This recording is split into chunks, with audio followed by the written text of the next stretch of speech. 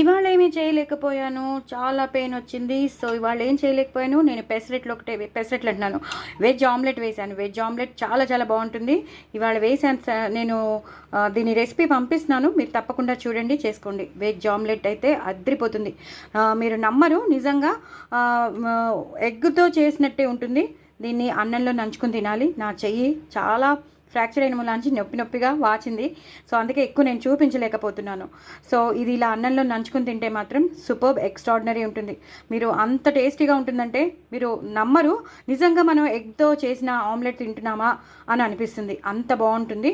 So ఇది ఒక్కటే చేశాను. నిన్న నేను పెరుగు పచ్చడి చేశాను, నిన్న మాగాయ పప్పు చేశాను. ఈ రెండింటి రెసిపీస్ కూడా నేను పంపిస్తాను.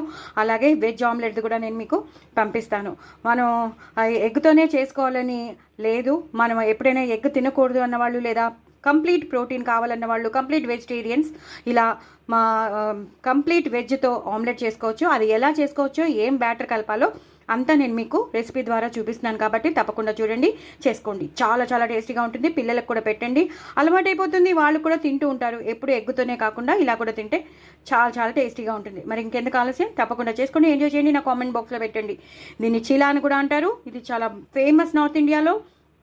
చాలా ప్రోటీన్ ఉంటుంది కాబట్టి చాలా బాగుంటుంది. మీరు కావాలంటే మిగతా యాడిషన్స్ వెజిటబుల్స్ అన్నీ మీరు వేసుకోవచ్చు. అల్లం వెల్లుల్లి వేసుకోవచ్చు.